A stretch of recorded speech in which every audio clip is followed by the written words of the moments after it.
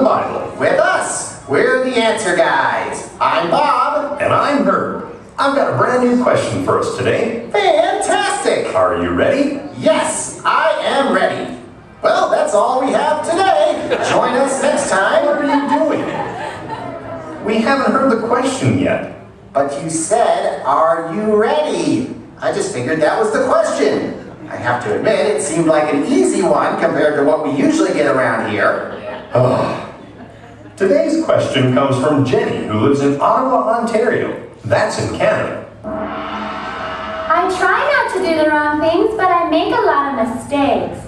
I don't want to sin, but I was wondering, how many times will God keep forgiving me?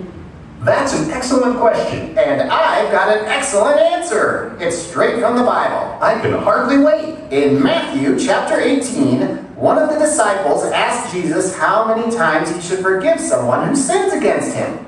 He asked if he should forgive him up to 7 times. That's right. But Jesus said, not 7 times, but 77 times. Now, some versions of the Bible say it a bit differently. They say 70 times 7 times. I was just getting to that, Herb. Oh, sorry. So, it all comes down to simple mathematics. Mathematics? So, 70 times 7 is, let's see, 7 times 0 is 7. 0. Right, 0. So, 7 times 7 is 40, there. So, 70 times 7 is 480. 90.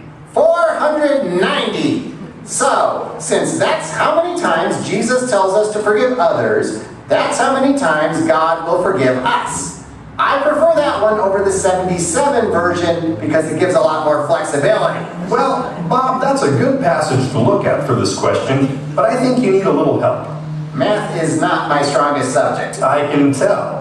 Anyways, it's not about the math. When Jesus said 70 times 7, he didn't mean we should forgive people 490 times and then stop. He didn't even mean we should forgive them 77 times and then stop. That was just his way of saying that we should always forgive. That's good, because I don't think I can keep track of forgiving 490 times for each person. That's just the point. God doesn't want us to keep track of the wrong things people do. So, that tells us that we should always forgive. But what about God? Will he always forgive? 1 John 1:9 says, if we confess our sins, he is faithful and just and will forgive us of our sins and purify us from all unrighteousness. That's a relief. But that doesn't mean we should keep on sinning because we know he'll forgive us. We should always be trying to do what is right.